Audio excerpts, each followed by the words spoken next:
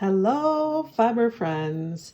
It's Marianne from Yarnwork Studio, and this is the intro video into a new series that I'm going to start for YouTube, which is going to be Knit a Sweater with Me. And it's not going to be sitting and watching me knit the sweater necessarily, because that would get really boring for most of the sweater. But what I want to do is take some time to put a process video together to help people understand the process from kind of start to finish of knitting. So like swatching and picking your materials and things like that, all the way through to any modification decisions that we make, anything where something is a little bit tricky, any considerations or decisions that we make along the way, all the way through to finishing an end product.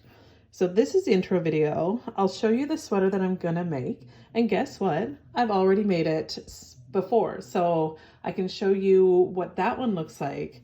And really this is a way to get kicked off, so stick around because this is gonna intro what I'm doing. It's gonna set us up for this project, and over time I'm gonna add more and more videos, and you can add comments and questions as you go so I can address them in the next video.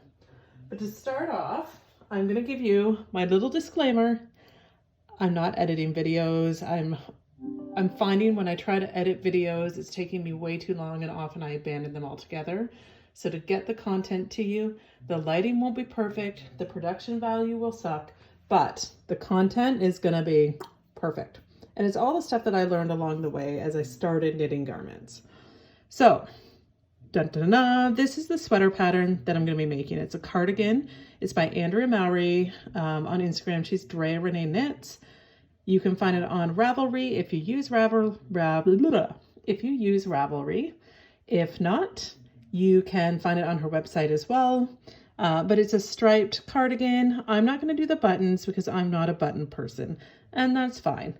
And it's knit from the bottom up, so you'll be able to follow along. It has some pockets. It's wonderful. And let me show you the one that I made, which was a few years ago. And you can find this on my Ravelry page if you want to see it in more detail. But here's the one that I knit up. It's hard to really show you at this angle because, again, production value low, content value hopefully high. But there's a few things about this. I love wearing this for work from home, like I work at a computer desk job, and I just toss it on. It's so easy and fun, and that's why I don't want buttons, because I just want no muss, no fuss, just toss it on. But one of the things that was really bad about it was I didn't pick a good yarn for it. I picked up some clearance yarn at my local yarn store. And then the other thing is that I didn't know how to do tension of my knitting. So like, it's quite holey, it's quite gappy. And also I didn't do a great job with my gauge swatch to make sure that I knit the right size. So it's a little bit bulkier than I want. But I did, nail these pockets. I do find I like wearing it. I just wish it was not so holey and with a better yarn. So that's my original. We're gonna knit a new one. And the yarn that I've selected for the new one is obviously this yarn here. This yarn is from the Frosted Stitch, who is a local to me-ish Ontario dyer in Canada. And this is from her grunge collection that came out in April. And it's the first time that she's offered a non-superwash base, which I love. And we can talk all about that as I'm sort of making the sweater and doing some chit chat. But this color is called Angst. You'll start to get the theme of the grunge collection. This is Kurt. It's this beautiful goldish. It leans a little bit green. It's like a dirty gold. This is Seether. It's got purplish tones. This is Docks, which is kind of a gray with a bit of blue. And this is Courtney. And Courtney is obviously Kurt's partner. If you know, you know. If you're an elder millennial like me. And so these are the 5 colors I'm going with. So follow along in the series. I'll put them all together in a playlist as we go. Ask questions. What I really found was that when I started finally knitting and getting confident enough to try to knit sweaters, it's such a huge time investment.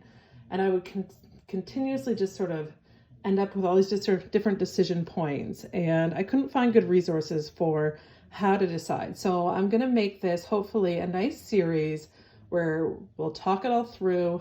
We'll get a good understanding of how to pick our size, how to pick our needles, how to gauge swatch, how to make the decisions around any modifications we want to make, all that stuff, as well as some of the actual knitting without giving away the pattern, because of course we don't give away patterns. The designers work hard on them. So if you want to follow along and knit with me, go buy the pattern and get yourself some beautiful yarn. This is a DK weight project, which means it should work up a little bit quicker than fingering weight projects. And at the end of the day, I hope to have a full-on beautiful replacement cardigan for my other one that is just a little less loose, a little nicer feeling, and fits me a little bit better.